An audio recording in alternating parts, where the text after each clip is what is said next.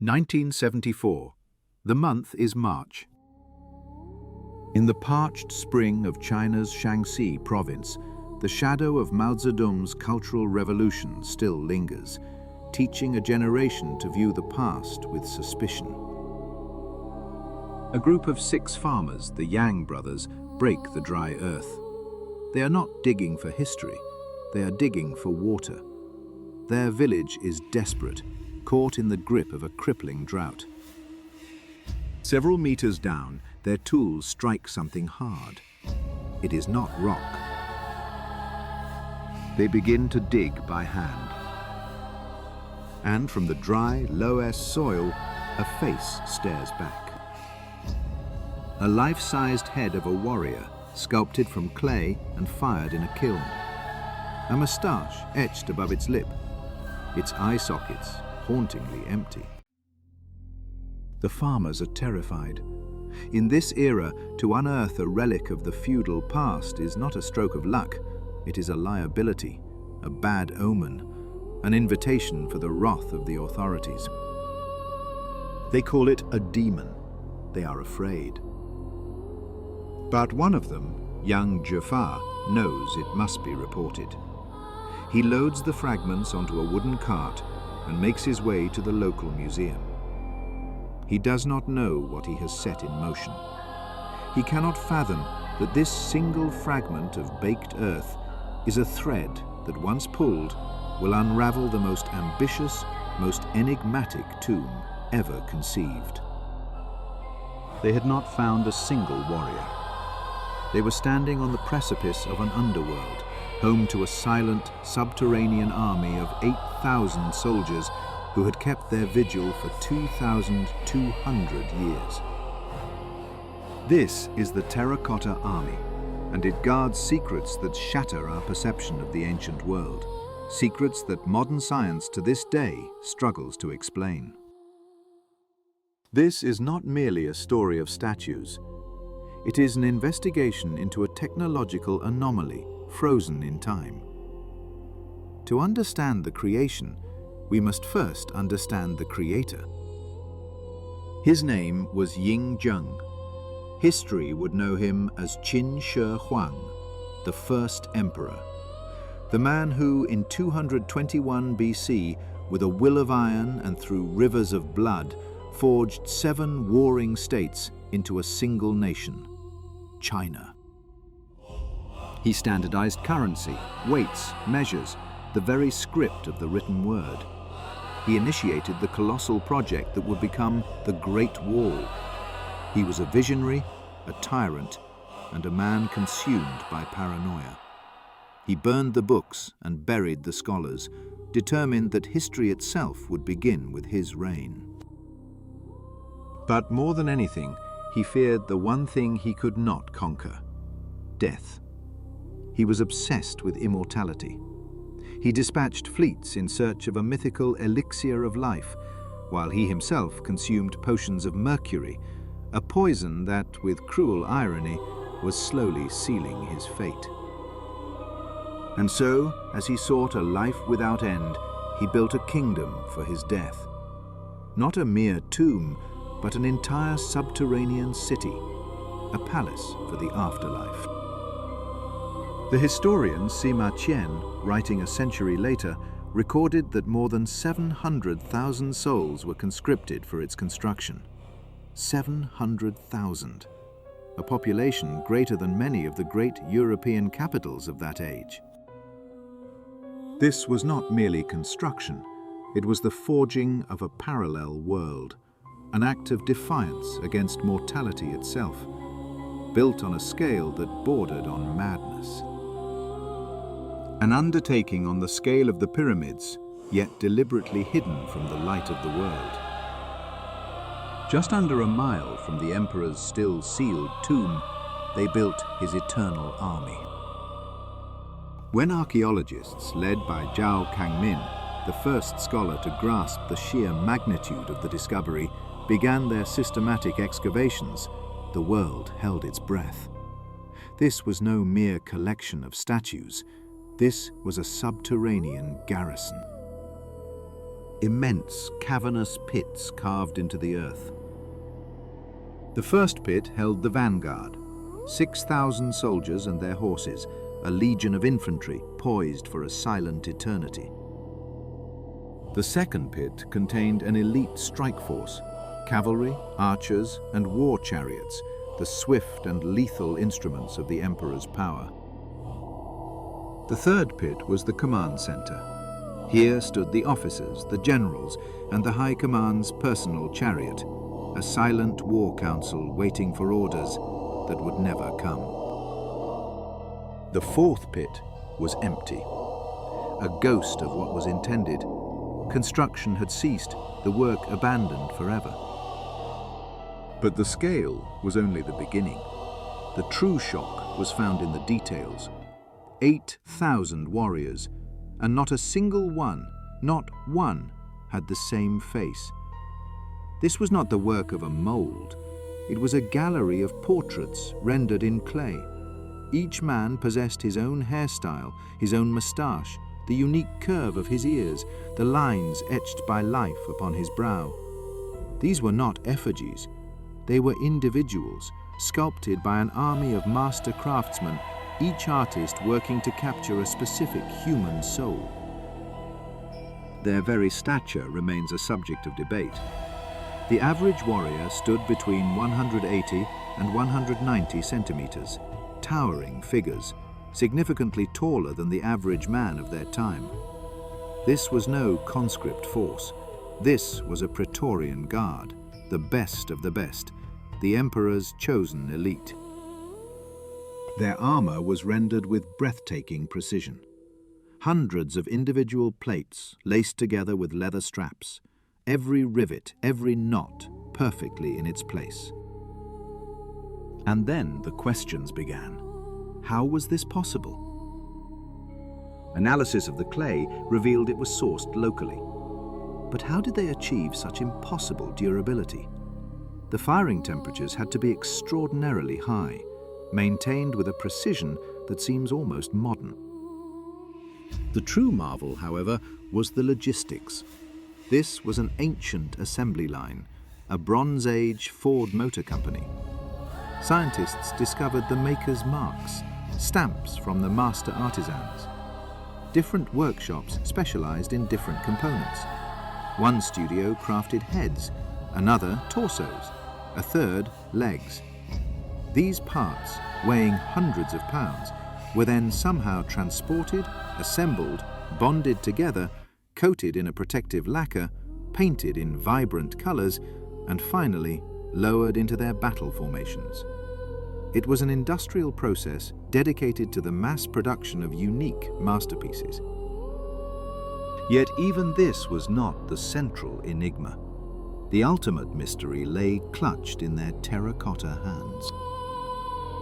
The weapons, tens of thousands of them, real battle-ready armaments.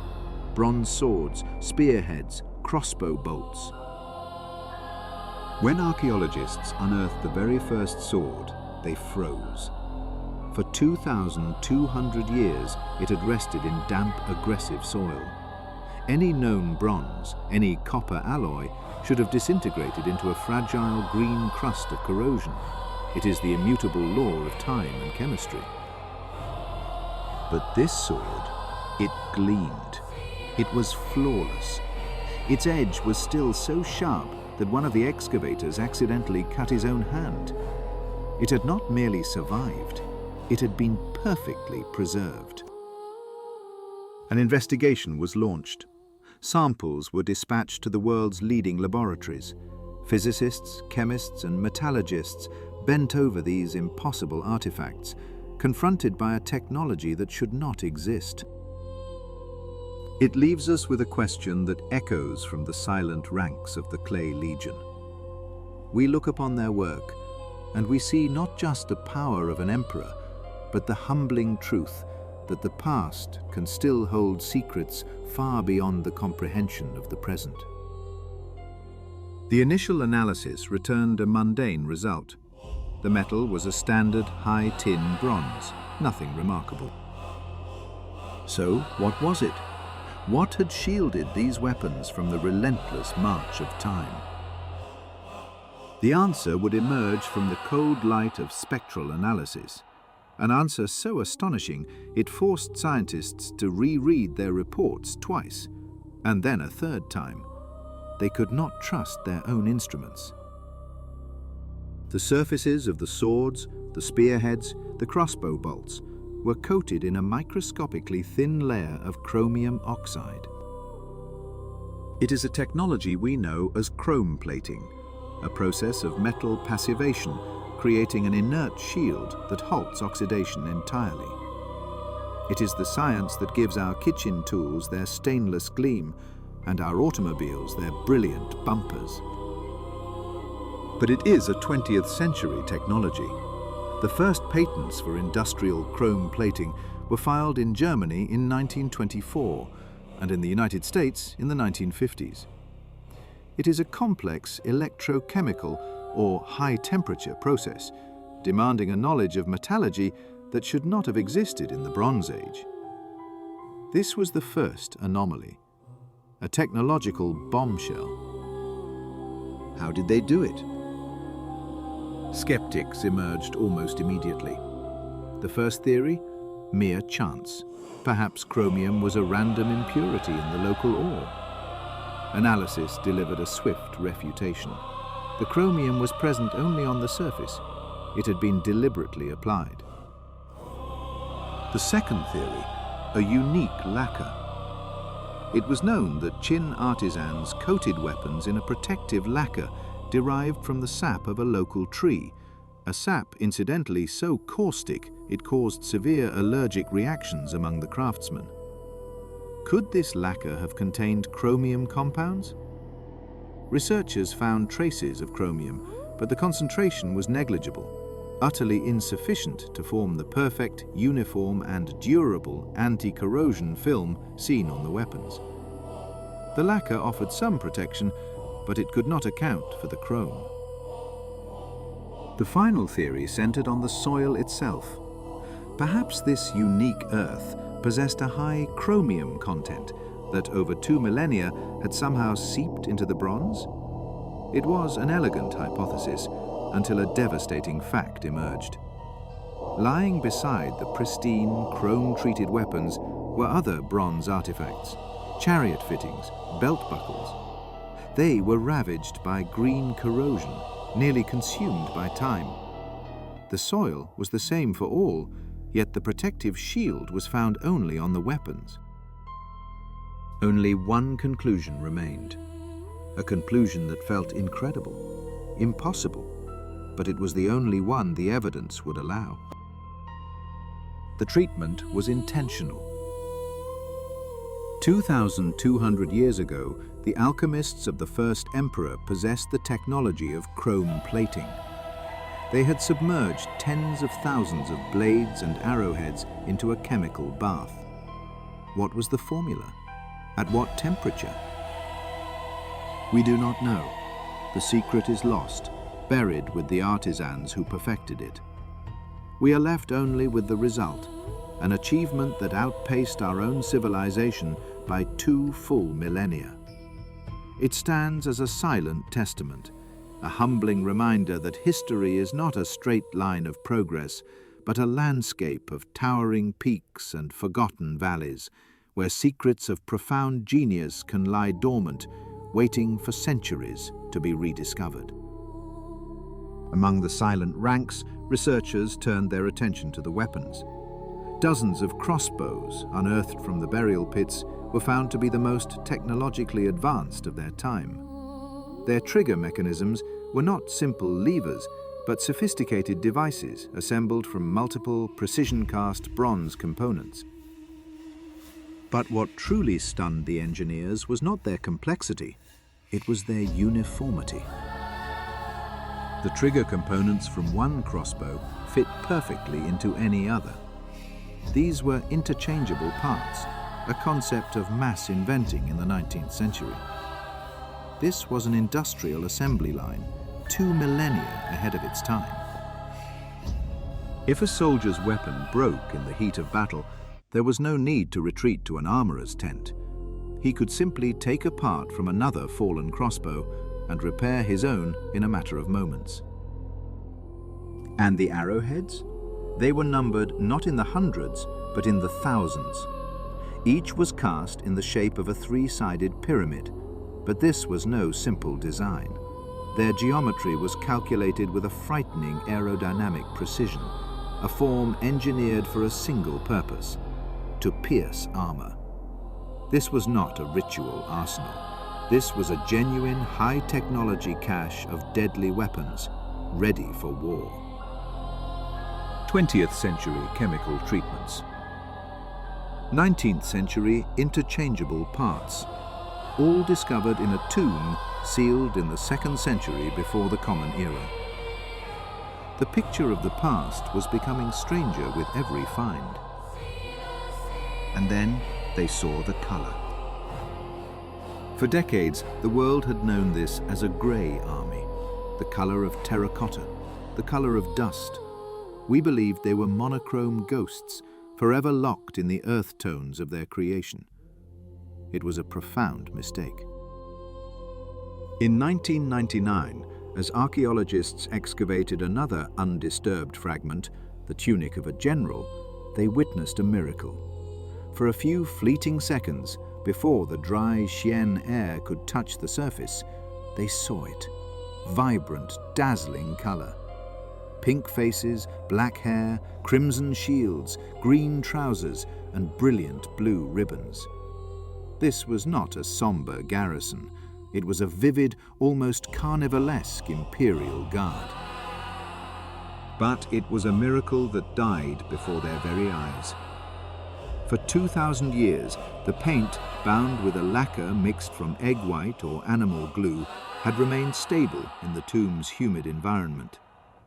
The moment oxygen and dry air hit the surface, the binder evaporated. The layer of color would curl, crack, and in less than 15 seconds turn to dust.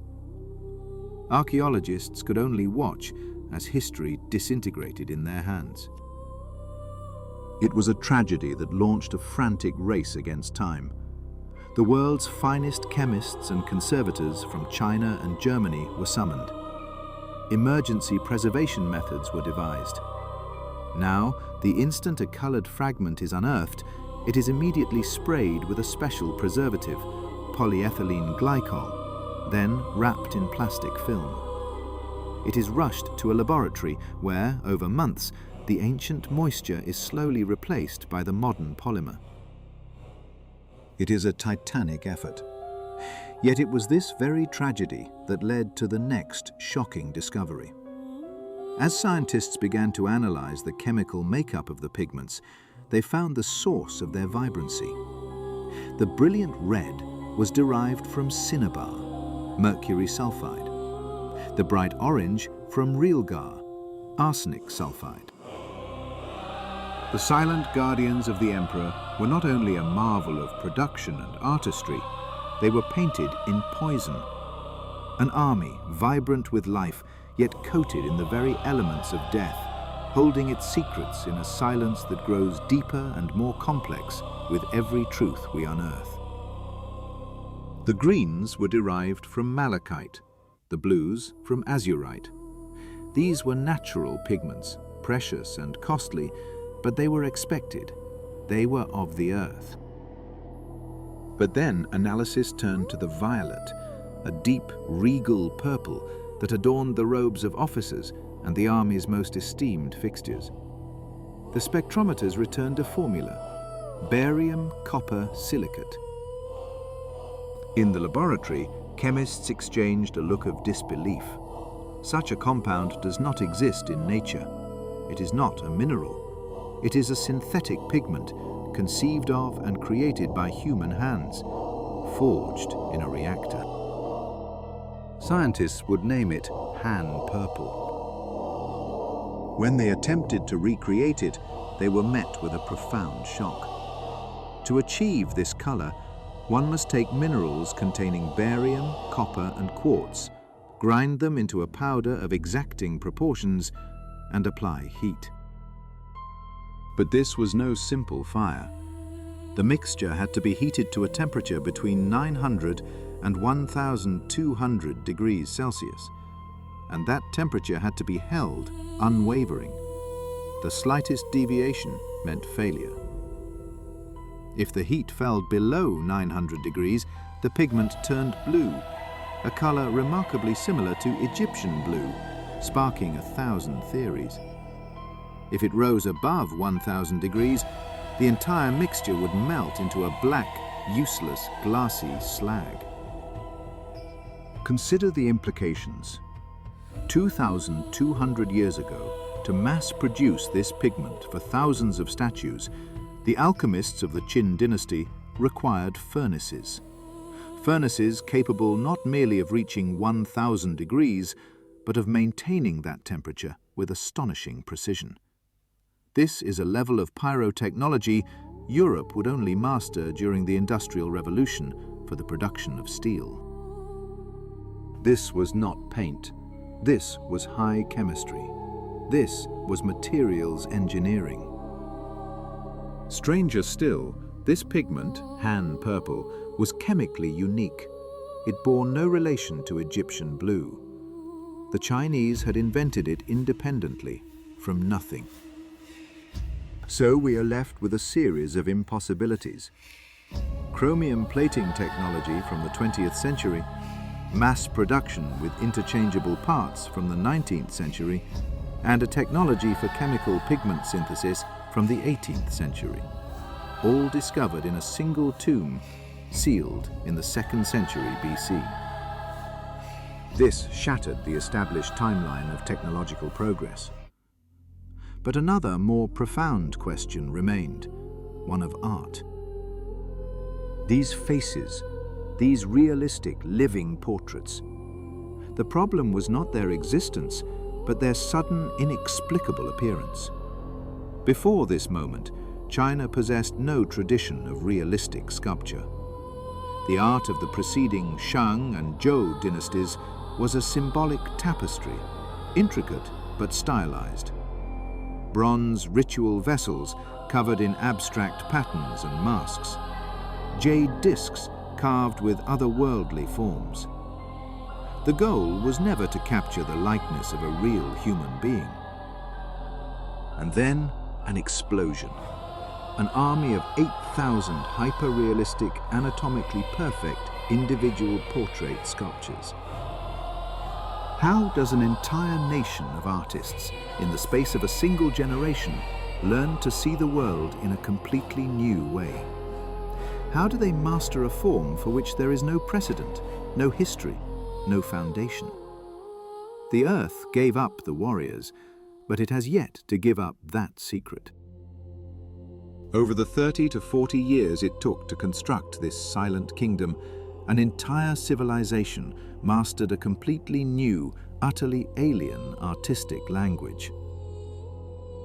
And what is stranger still, as soon as the emperor was dead and the Qin dynasty fell, the tradition vanished.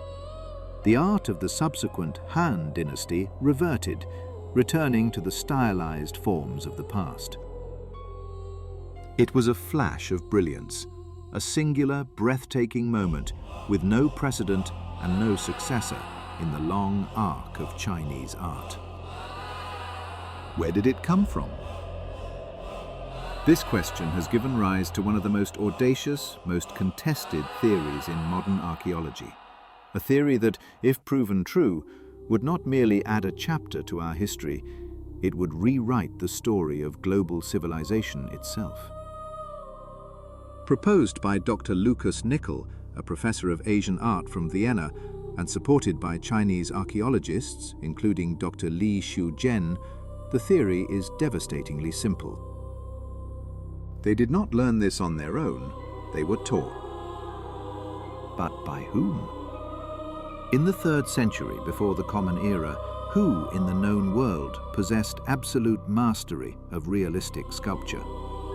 Who could render muscle and sinew, capture emotion in clay, and mold the true likeness of a human face? The answer is singular: the Greeks.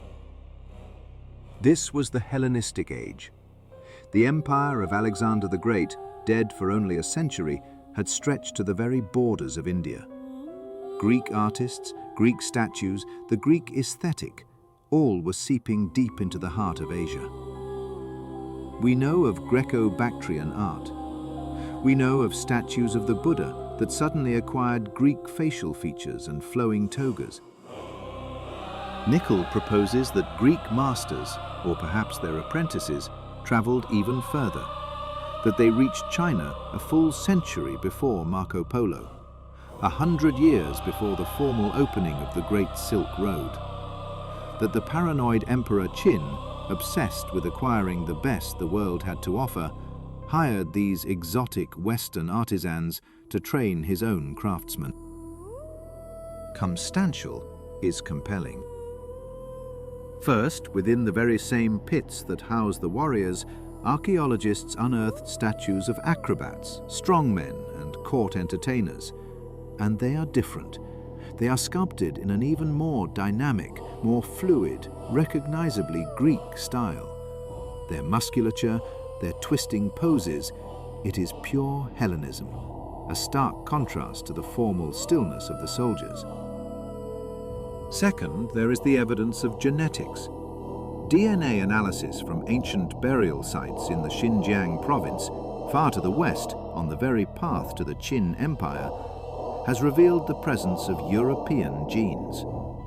The famed Tarim mummies, tall, red-haired people of Caucasian descent, lived there long before the reign of the first emperor. The path was there. Contact was possible. Imagine the scene, a secret subterranean workshop teeming with thousands of Chinese artisans, and moving among them a handful of bearded men in tunics speaking a foreign tongue, demonstrating with their hands how to capture a soul in clay. If this theory holds, then the Terracotta Army is not merely a wonder of ancient China, it is one of history's first and greatest monuments to globalization. A clandestine project that secretly united the worlds of East and West. We are left with a series of staggering anomalies. Chrome plating technology, centuries ahead of its time. An industrial scale of mass production previously thought impossible. A synthetic purple pigment of unique chemical composition. And a hyper-realistic artistic style that appeared from nowhere, only to vanish without a trace. Each is a marvel in its own right, but taken together, they suggest that our neat timelines of discovery and our clear boundaries between civilizations may be far more porous and far more mysterious than we have ever dared to believe. The emerging picture is not of a court steeped in mysticism, but of an ancient crucible of innovation. A clandestine scientific center, a vortex drawing in the finest minds and technologies from across the known world. But the most staggering revelation, the truth that shifts our entire perspective, concerns the army itself.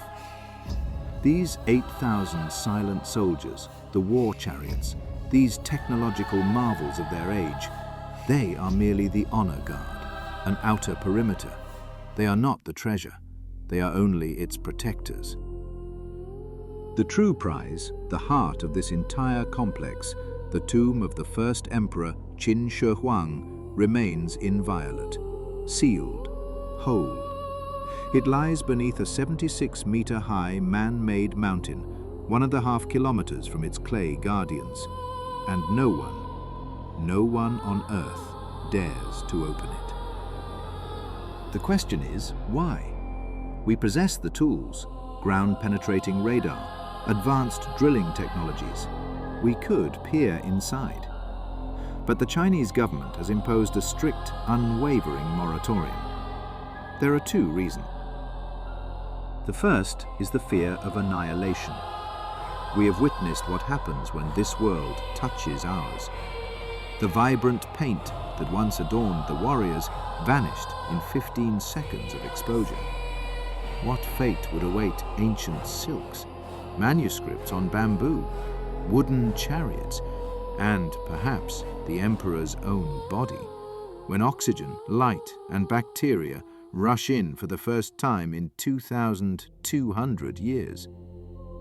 We risk destroying one of history's greatest treasures in a single, careless moment, simply for being too hasty. We do not yet possess the technology to guarantee its 100% preservation. But this is not the primary reason. The deeper cause is fear, a fear born from the words of a single man, the historian Sima Qian, the very same historian who so accurately described the army we later unearthed, also left a description of the tomb itself. For centuries, his account was dismissed as fantasy, a myth, a legend. Sima Qian wrote that within the sepulchre, a map of the entire Qin Empire was recreated. He described a ceiling encrusted with pearls depicting the stars and constellations. He spoke of a floor sculpted into mountains and valleys. He warned of automated crossbows, mechanisms rigged to fire upon any who would dare intrude. And then he wrote of the rivers. He claimed the great waterways of China, the Yangtze and the Yellow River, were recreated from pure liquid mercury, driven by a mechanism that forced them to flow for eternity. An ocean of liquid-tombed robbers. And so it was believed, until in the 2000s, scientists conducted a geophysical survey of the mound. They did not drill. Instead, they took hundreds of soil samples from all over the earthen pyramid at varying depths and analyzed them for mercury content. What they discovered sent a chill through the archaeological world. The concentration of mercury in the soil was hundreds of times higher than normal. But the contamination was not random. It was concentrated in specific areas. It formed distinct flowing lines, lines that traced with unnerving precision the course of the Yangtze and Yellow rivers. The legend was not a warning to thieves. It was a statement of fact. And beneath the silent earth, the mercury rivers flow on, guarding a world we have the technology to see, but not yet the wisdom to touch. The historian Sima Qian recorded what seemed a legend. A vast subterranean palace, its geography mapped by rivers and oceans of liquid metal. For centuries, it was dismissed as myth. It is true. Beneath the earth, within a sealed imperial sanctum, lies a sea of mercury. Thousands of tons of a volatile, toxic element, tracing the course of the Yellow and Yangtze rivers. The ancient chronicler believed it was a map. Modern analysis suggests something far more sinister. Mercury vapor, lethal, odorless, an ingenious and eternal trap. A perpetual poison gas designed to kill any who would dare breach the tomb. This is not merely a burial site. It is a weapon, a chemical time bomb, its fuse set for millennia.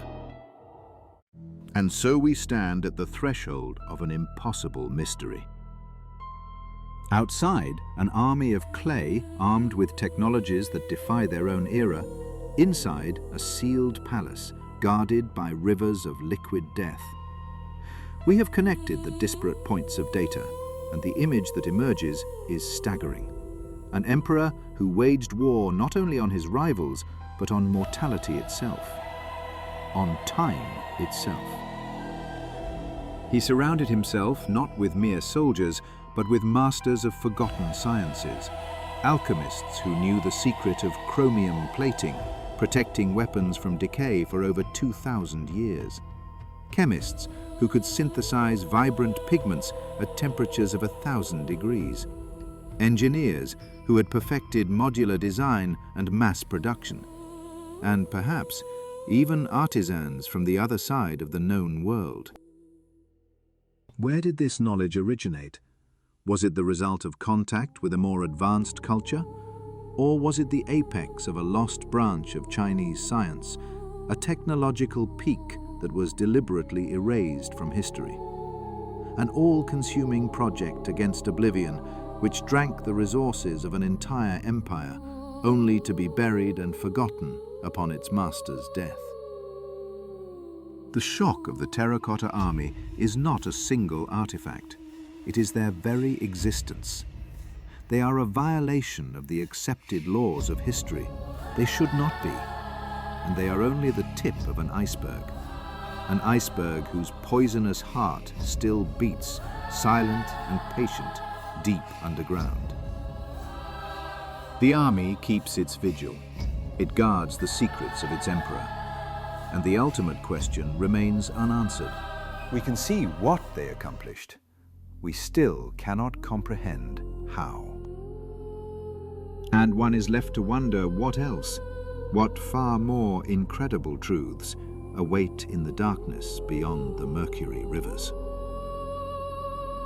Some mysteries are not found in the light of discovery, but in the profound and absolute silence of a tomb that has held its peace for an age. A silence that guards a truth we may not yet be ready to understand.